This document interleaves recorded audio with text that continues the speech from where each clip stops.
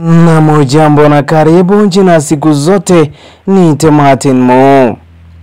Ndege kwa tahina ndege ambayo iliweza kutua katika uga wa JKIA mnamo saa 3 asubuhi na dakika za kuhesabu iliweza kutua katika uga wa JKIA, huku ikiwa imengojewa kwa hamu na hamu na maelfu ya wananchi wa Kenya ambao walikuwa na huzuni na bashasha ya kupokea mwili wa mwenda zake aliyekuwa waziri mkuu wa taifa la Kenya Raila Amolo Odinga, ambaye aliweza kujulikana kwa maneno mengi ama kwa majina mengi tu: Sitinga, Sirao ama Sirao, Sinjakom, Sibaba, maneno ama majina tu ambayo yalikuwa yanamwonyesha yeye alikuwa kigogo, mtu mwenye usemi mkubwa na mwenye kuwa na ufuasi mkubwa,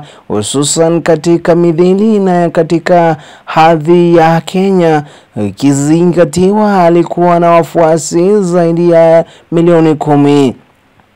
Jambo ambalo liliweza kudhihirika siku ya leo, ambapo maelfu na maelfu ya wananchi wa Kenya walijitokeza katika uga wa JKIA, wengine wakijitokeza nyumbani kwao, wengine wakijitokeza katika miji mbalimbali, wakijitokeza katika uga wa Kasarani ambao uliweza kujaa na kumeza mashabiki kutapika.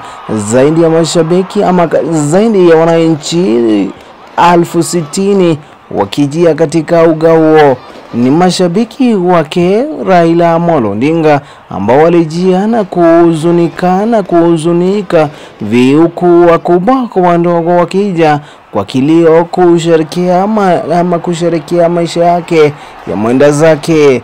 Ni kwa kweli ni kifo ambacho kilijiri, kifo ambacho kiliwacha wengi vinywa wazi, kutokana na kauli kwamba kulikuwa na matarajio mwenda zake angejia nchini kwa furaha tena na kuweza kupokelewa na wafuasi wake, jambo ambalo alikuweza kutimia. Taifa likiendelea kuomboleza mwenda zake Raila Amolo Odinga anatarajiwa kupumzishwa ifikapo siku ya Jumapili, huku mwili wake ukitarajiwa kusafirishwa hiyo kesho mpaka nyumbani kwake Bondo, ambapo mwenda zake atakuwa anapumzika. Atapumzika pumziko la milele. Raila Amolo Odinga ni rasmi kwamba ayunasi atakuwa anapumzika.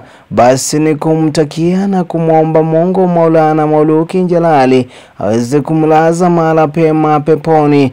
Basi huku tukiomba Mola aweze pia kuirehemu na kuipa nguvu familia yake na wafuasi wake wakufa watoka nitoke ambao wako kote ulimwenguni.